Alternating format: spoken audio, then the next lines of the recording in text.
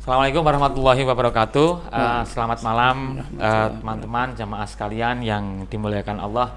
Kita ketemu lagi di podcast Sufah Media Masjid Baitur Rahim Kejayan Condong Catur Depok Sleman. Dan malam ini masih bersama dengan Ustadz yang luar biasa, Ustadz Ja'far Al-Jufri. Apa kabar Ustadz? Alhamdulillah sehat fil khair. Alhamdulillah ya. Kita ketemu lagi di podcast keberapa ini? Mungkin ketiga ya. Dan kok jenengan kayaknya pertemuan ini agak grogi gitu Pak ya? Oh enggak grogi ya, tadi harus berubah. Harus diulangi tadi ya kan. Iya. Tapi enggak apa-apa. Dan saya ingin tanya Ustadz, kita mau bahas tentang apa nih malam hari ini? Malam ini kita tentang fitnah. Jadi 4 fitnah yang semuanya terkumpul dalam diri Dajjal. Jadi semua fitnah yang kita alami ini teringkas dalam 4 fitnah utama yang ternyata kesemua fitnah ini ada dalam diri Dajjal Pak Iwan. Ini yang mau kita bahas malam ini insyaallah. Terima kasih. Tapi sebelumnya, karena mungkin ada jamaah yang lihat dan menyaksikan acara kita ini, mungkin ada yang belum tahu. Jadi saya mohon Ustadz bisa menjelaskan lebih dulu nih, apa sih Dajjal itu dan bagaimana mungkin bentuknya, cirinya dan segala macam. Sedikit tentang Sedikit Dajjal sebagai Dajjal karena kita pembukaan. bukan mau membahas tentang Dajjal dan akhir zaman. Jadi jamaah dirahmati Allah, hari kiamat yang kita yakini akan datangnya itu ada 2 ciri-ciri dan tandanya. Satu ada tanda kiamat kecil, ada tanda kiamat besar. Tanda kiamat besar itu ada matahari terbit dari barat, ada munculnya Ya'juj dan Ma'juj, ada angin wangi dari Yaman yang kalau dihirup semua orang mukmin akan meninggal, ada Dajjal. Nah, Dajjal ini salah satu makhluk Allah yang betul-betul mengerikan yang Allah akan kirimkan kepada manusia nanti di akhir zaman untuk mencari pengikut-pengikut kekufuran sebanyak mungkin. Di antara tandanya Dajjal ini matanya yang satu itu buta, Pak.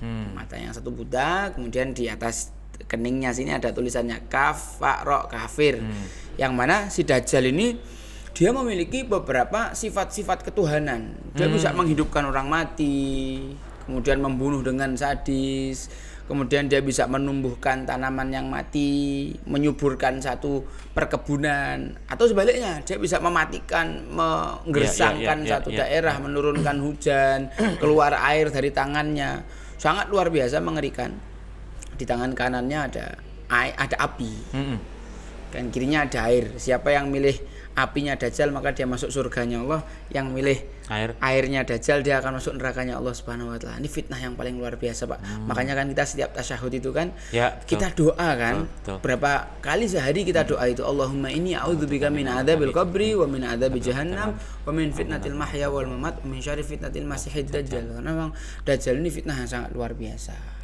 Nah, sekarang setelah kita sedikit dibocori gitu ya Dajjal itu seperti apa, karena yang pembahasannya bukan bahas tentang Dajjal, tapi malam hari ini kita bahas tentang fitnahnya Dajjal. Seperti apa itu Ustaz? Ya, kita langsung masuk ke poin ini Pak ya. Dimana dalam kisah yang pertama yang ada dalam buku ini, Tadabbur Kisah Quran. Nunjuk bareng Pak, nunjuk bareng. Tadabbur Kisah Quran. Kisah pertama diceritakan adalah tentang potret penuntut ilmu sejati. Itu adalah kisah tentang Nabi Musa menuntut ilmu. Kisah ini diceritakan dalam surat Al-Kahfi, yang mana di surat Al-Kahfi ini ada 4 kisah yang masing-masing kisah mewakili satu fitnah. Yang mana kalau kita pelajari masing-masing kisah ini, kita akan mengambil pelajaran, dan bahkan Allah Subhanahu wa taala memberikan masing-masing solusi dari masing-masing fitnah. Masya Allah. Jadi ada fitnahnya, ada solusinya ya. Iya betul. Jadi memang luar biasa pendidikan yang Allah Subhanahu wa taala ajarkan kita di surat Al-Kahfi. Nah, beliau sebenarnya mau menitik beratkan tentang fitnah ilmu yang diwakili kisah Nabi Musa. Tapi sebelum beliau masuk ke situ, beliau menjelaskan dulu nih, beliau Gurunda Ibnu Abdul Bari Ustadz kita. Beliau lebih dulu menerangkan secara global tentang surat Al-Kahfi. Nah, di situ beliau menyebutkan tentang satu hadis Rasulullah SAW, hari terbaik di mana matahari terbit itu adalah hari Jumat. Kenapa? Karena fihi khuliqa Adam. Adam itu diciptakan hari Jumat. Dan hari itu, di hari Jumat, Nabi Adam dimasukkan ke surga. Nabi Adam dikeluarkan dari surga juga hari Jumat. Dan kiamat tidak terjadi pada hari Jumat. Kiamat tidak terjadi kecuali pada hari Jumat. Kayak gitu. Dan disebutkan juga hadis Rasulullah SAW yang lain, siapa yang menghafalkan 10 ayat surat Al-Kahfi, maka dia akan dilindungi dari Dajjal. Oke? Ada korelasi antara semua itu. 10 ayat pertama terakhir 10 ayat pertama ya. Siapa yang hafal 10 ayat pertama surat Al-Kahfi, maka dia akan diselamatkan dari fitnah Dajjal. Karena apa? Dajjal ini adalah tanda besarnya hari kiamat. Dan kiamat tidak terjadi pada hari Jumat. Maka di hari Jumat, malam Jumat dan Jumat, kita diperintahkan untuk membaca surat Al-Kahfi. Supaya apa? Kita mentadaburi isinya, kita bisa ngerti, oh apa aja ya kisah-kisah yang Allah ceritakan dalam surat Al-Kahfi. Yang ternyata masing-masing kisah itu adalah mewakili sebuah fitnah dan solusinya. Gitu loh. Hubungannya kenapa kok beliau di awal menjelaskan dulu global isi surat Al-Kahfi sebelum masuk kisahnya Nabi Musa. Nah, terus kemudian sifat yang pertama itu Nabi Musa berkaitan dengan penuntut ilmu sejati. Mungkin Ustaz bisa jelaskan lebih jauh nih. Enggak, jelasin fitnah yang lain dulu Pak, secara global apa? Ini.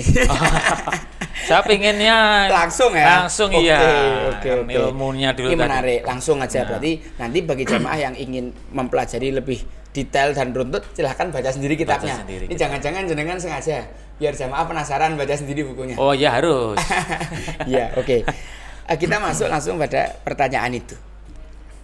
Apa sih yang menyebabkan apa tadi Pak, Nabi Musa dianggap sebagai kenapa fitnah kisahnya diangkat untuk mewakili fitnah ilmu ya.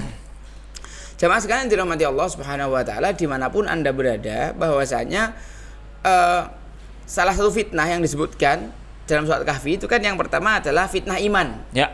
Diceritakanlah di sana kisah Ashabul Kahfi beserta solusinya apa. Kemudian fitnah harta yang diwakili dengan kisahnya pemilik kebun. Ya.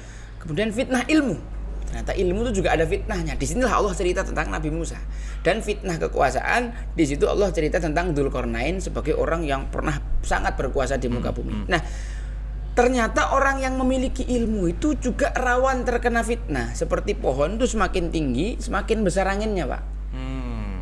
Nabi Musa alaihissalam seorang yang sangat alim. Beliau ulamanya Bani Israel. Beliau bukan nabi biasa. Kalau kita mau lihat bahwa nanti di hari kiamat siapa nabi yang pengikutnya kedua terbanyak setelah Rasulullah, itu adalah Nabi Musa. Rasulullah itu sempat keliru. Ketika melihat ada umat yang sangat banyak, beliau tanya, ini umatnya siapa Jibril? Apakah ini umatku? Bukan, itu bukan umat Muhammad. Itu umatnya Nabi Musa. Karena Nabi Musa ini adalah seorang yang betul-betul alim. Umurnya panjang, sehingga keilmuan dan umurnya yang panjang itu digunakan untuk mendakwahi Bani Israel dengan telaten, sehingga pengikut beliau sangat banyak. Ya. Nah, satu ketika Pak, kisahnya itu ketika Nabi Musa sedang majelis, tiba-tiba ada yang tanya muridnya, Musa saya mau nanya, Nabi Musa saya mau nanya. Ya monggo silakan, mau nanya apa? Adakah orang yang lebih pintar daripada engkau? Atau ada redaksi lain yang pertanyaannya, apakah ada Nabi Musa siapa orang paling pintar di dunia ini? Nabi Musa ketika itu keliru, melakukan satu kesalahan. Beliau menjawab, saya orang paling pintar. Dalam riwayat lain berarti Nabi Musa menjawab, tidak ada orang yang lebih pintar daripada saya.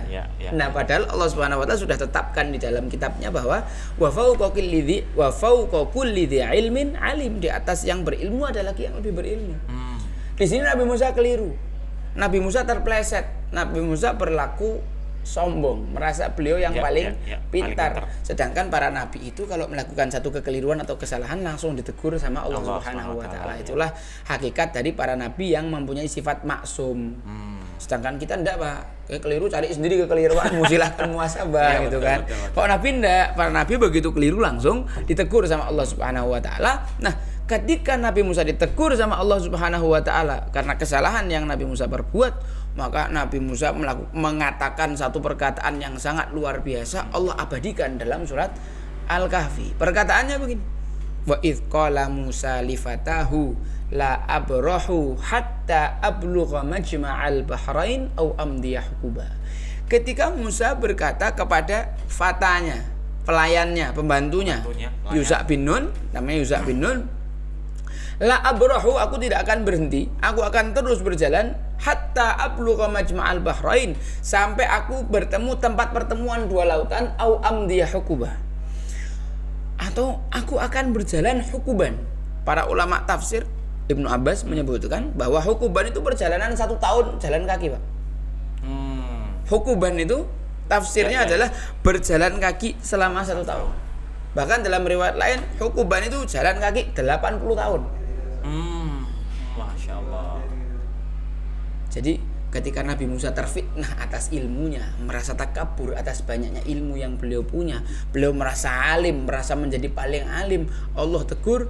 Tapi kemudian hebatnya Nabi Musa memahami dengan baik teguran Allah Subhanahu wa taala, lalu Nabi Musa melakukan pembenahan diri, introspeksi. Dengan apa? Dengan mengatakan kalimat tadi, aku tidak akan berhenti sampai bertemu tempat dua lautan, karena di situ nanti Nabi Musa akan bertemu dengan Nabi Khidir alaihissalam, yang Nabi Musa akan menambah ilmunya, atau beliau siap berjalan selama 1 tahun perjalanan. Ini kan menunjukkan tekad yang luar biasa. Walaupun beliau seorang yang sangat alim, walaupun beliau adalah orang yang sudah sangat sepuh, beliau Rasul, beliau masuk ulul azmi, akan tetapi beliau siap berjalan 1 tahun demi tambahan ilmu. Ini kan sangat luar biasa. Kadang-kadang kita ini kan udah merasa tua, rambutnya putih. Kan aku udah tua, masuk belajar sama saat muda. Ya kan? Rambutnya putih saya telan.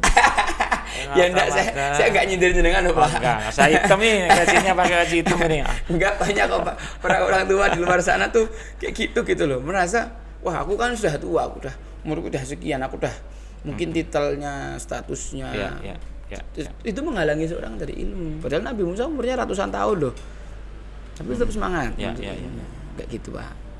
Nah, terus kemudian perjalanannya sampai dan ketemu, kisah itu lain lagi nanti ya. Iya, kita bahas di lain waktu. Untuk kisahnya ringkasnya adalah Nabi Musa berjalan bersama Yusha bin Nun itu sampai bertemu tempat dua lautan. Disitulah Nabi Musa bertemu dengan Nabi Khidir. Kemudian Nabi Musa ini ketika dengan tawaduknya, dengan segala kerendahan hatinya memohon kepada Nabi Khidir untuk menjadi muridnya. Nabi Khidir menerima, asalkan kau ngikuti syarat yang tak tetapkan. 1, tidak boleh tanya, tidak boleh komentar, tidak boleh protes. Ternyata jalan, naik kapal, ditumpangi gratis sama pelayannya. Sama Nabi Khidir di lubang kapalnya. Nabi Musa tidak tahan, tidak bisa menyepakati kesepakatan antara murid dan guru yang dibuat di awal. Nabi Musa malah tanya. Begitu terus sampai ketemu anak kecil dibunuh sama Nabi Khidir. Nabi Musa tidak kuat, pasti tanya. Kemudian ketika bertemu dengan satu tembok yang miring, Nabi Khidir perbaiki, Nabi Musa lagi-lagi komplain, kenapa nggak kamu ngambil upah aja supaya kita bisa makan, karena dari sini kita jalan minta makanan nggak ada yang mau ngasih, gitu kan. Nah akhirnya di akhir perjalanan Nabi Khidir mengatakan, ini kamu sudah 3 kali tanya, 3 kali protes, maka saya cukupkan sampai di sini saja. Tapi sebelum kita pisah, akan aku sampaikan rahasia kenapa aku melakukan pelubangan kapal, pembunuhan anak, dan pembetulan lagi tembok yang miring tadi. Itu kisah perjalanannya secara umum. Tapi yang mau kita zoom adalah fitnahnya apa? Terkadang orang yang ketika merasa memiliki ilmu dia takabur Pak, sombong Pak. Dan ini terjadi pada diri iblis. Iblis itu kan merasa lebih baik daripada Nabi Adam. Merasa lebih berilmu dari Nabi Adam. Dia barusan diciptakan. Dia diciptakan dari tanah. Saya dari api. Kalaulah seandainya masuk surga karena banyaknya ilmu, tentu yang paling layak masuk surga itu iblis Pak, karena dia paling banyak ilmunya. Tapi kan dia sombong. Karena cukup ilmu saja tidak cukup, butuh juga ketawaduan, kerendahan hati. Maka ini luar biasa. Nabi Musa ketika ditegur sama Allah Subhanahu wa taala karena beliau takabur atas ilmunya, solusi dari fitnah ilmu adalah tawadu. Maka Nabi Musa dalam seluruh proses perjalanan panjang ini menunjukkan ketawaduan yang luar biasa. Gitu Pak. Kalau seandainya masuk surga itu karena banyaknya ibadah, tentu yang masuk surga itu iblis Pak. Dia 70.000 tahun. 70.000 tahun ibadah. Masya Allah. Tapi kan tidak cukup dengan itu. Dibutuhkan apa? Orang yang humble, rendah hati, tawadu. Dan salah satu ciri-ciri ibadur rahman yang Allah sebutkan dalam surat Al-Furqan, hamba terkasihnya Allah itu adalah wa ibadur rahmanil ladina yamshuna 'alal ardi hauna. Orang yang berjalan di muka bumi itu dengan penuh ketawaduan. Pelajarannya itu. Jadi fitnah ilmu ini pasti akan menjangkiti orang yang berilmu, dan solusi dari orang yang terkena fitnah ini adalah memperbanyak menghiasi diri dengan sikap tawadu. Simpel ya Pak ya. Simpel. Tetapi susah untuk kemudian melakukannya karena iblis pasti tidak akan tinggal diam. Betul sekali. Sifat apa lagi Ustaz? Tadi sudah ilmu. Kemudian ada 3 lagi yang mungkin kita bahas secara pendek-pendek. fitnah iman, bahwa seorang yang ketika memiliki iman pasti dia akan dapat ujian. Seperti Ashabul Kahfi kan diceritakan di situ. Dia tinggal di satu masa di mana yang memimpin adalah raja yang dolim, penyembah berhala yang ingin menghapuskan syariatnya Nabi Isa. Mereka punya iman, dan konsekuensi dari iman yang mereka miliki, mereka harus diuji. Apa ujiannya? Mereka diburu, kepala mereka dihargai mahal.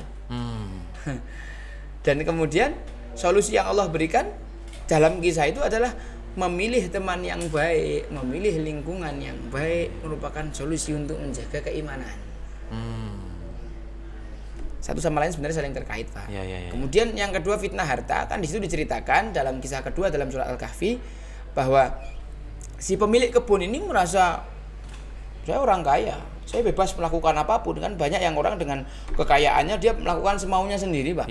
Seperti Qorun, seperti Firaun, seperti Raja Namrud, seperti juga ini pemilik Ashabul Jannah ini. Lalu Allah Subhanahu wa taala mengingatkan bahwa semua harta yang kau miliki itu datangnya dari Allah Subhanahu wa taala. Lalu solusinya Allah Subhanahu wa taala menanamkan kesadaran bagi kita untuk apa istilahnya? Mengetahui hakikat dunia, bahwa dunia ini hakikatnya tidak lain seperti biji yang tumbuh. Biji-bijian itu kan padi, jagung, kalau dalam peribahasa kita seumur jagung. Dunia itu seumur jagung, Wah. Ditanam, tumbuh berapa? 2 bulan, 3 bulan, 4 bulan panen. Kemudian tumbuhan itu akan dicabut karena dia sudah tidak berfungsi lagi dan akan dibuang. Kayak gitulah dunia. Nah, kemudian fitnah yang keempat, fitnah kekuasaan, bahwa Dzulqarnain ini seorang yang sangat berkuasa. Kata Allah, inna makanna lahu fil ard, Allah jadikan dia tamkin di muka bumi. Tamkin itu berkuasa. Wa atainahu min kulli syai'in sababa. Dalam tamkinnya itu dia diberi kemampuan Allah untuk menempuh semua asbabnya. Semua asbab tamkinnya itu. Kekuasaannya dari ujung timur sampai ujung barat bumi.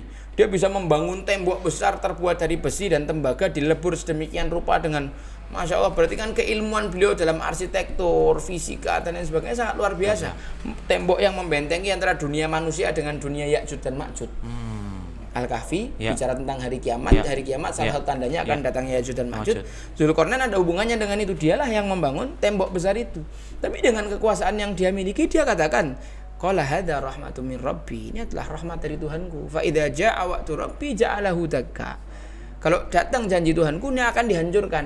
Jadi seorang yang berkuasa juga harus sadar bahwa jabatan pangkat yang dipunya sekarang ini itu datangnya dari Allah. Allah itu akan tu'til mulka man tasya, memberikan kekuasaan pada seseorang.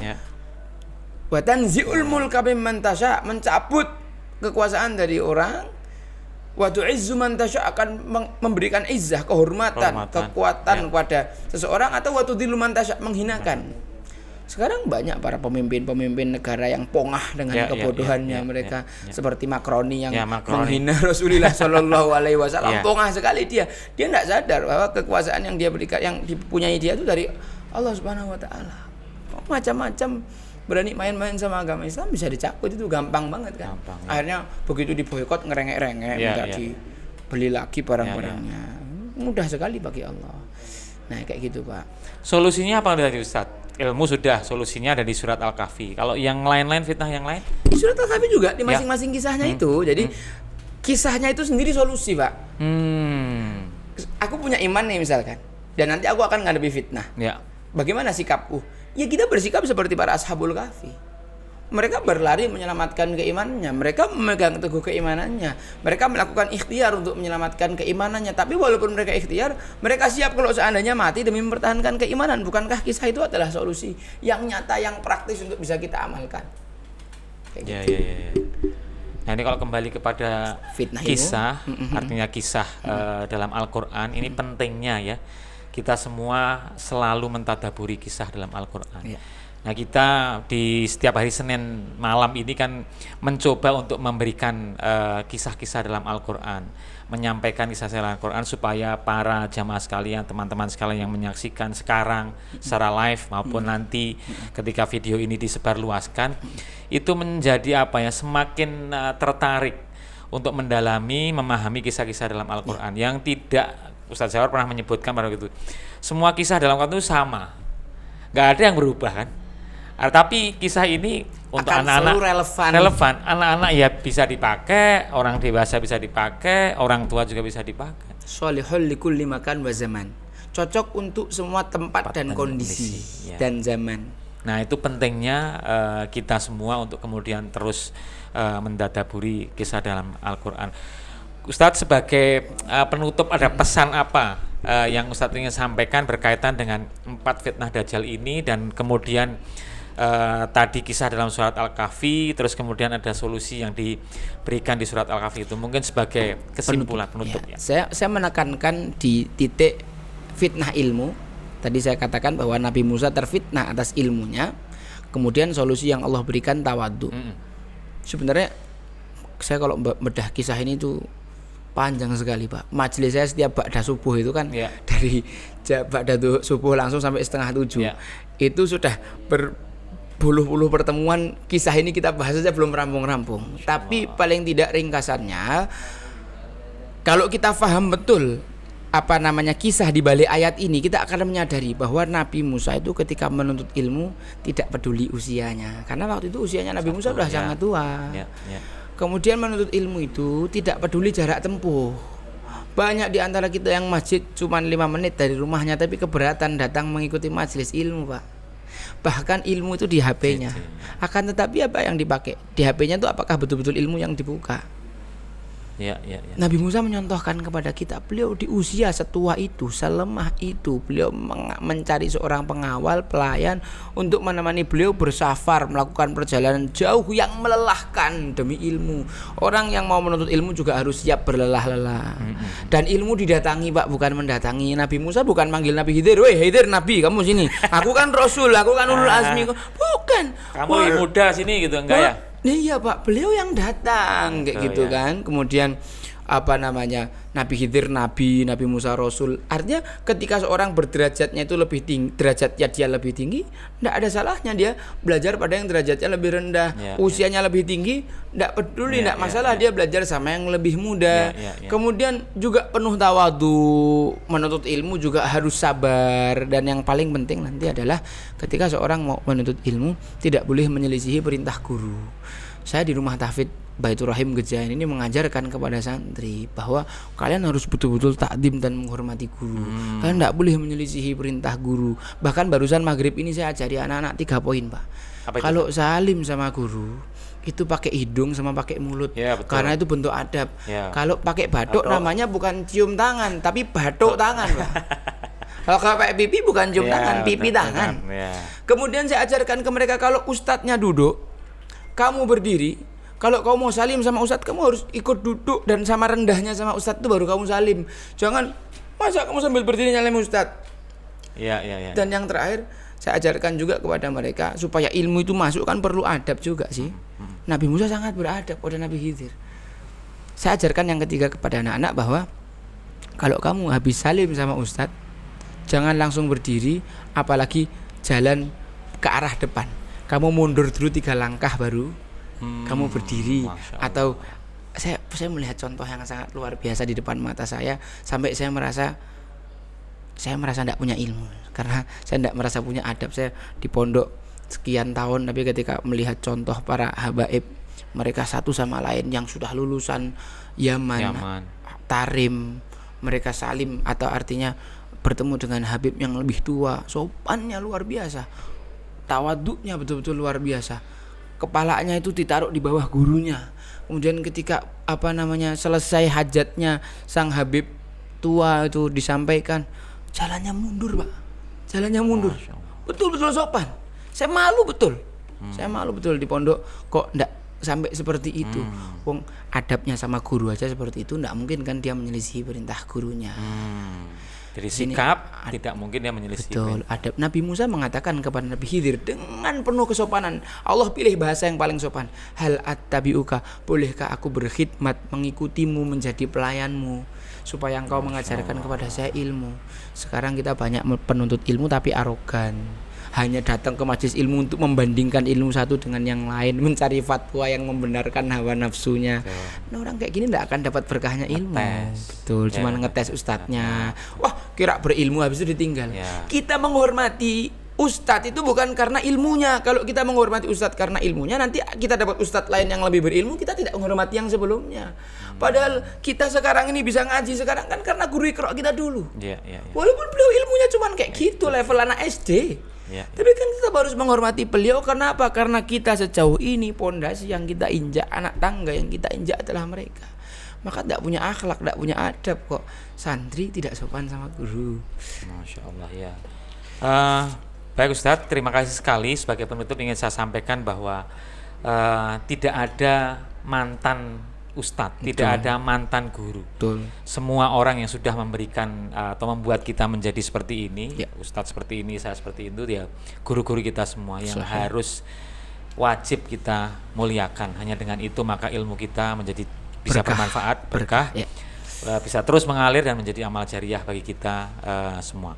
Demikian Ustadz, terima kasih sekali untuk malam hari ini. Semoga kita bisa ketemu lagi di lain kesempatan. Insyaallah. Jazakallah khairan katsira. Dan jamaah sekalian, teman-teman, terima kasih atas perhatiannya sudah menyaksikan podcast Sufa Media pada malam hari ini. Kita insya Allah ketemu lagi di Senin yang akan datang dengan topik yang lain yang tentu lebih menarik dan tentu lebih bermanfaat buat kita. Insyaallah.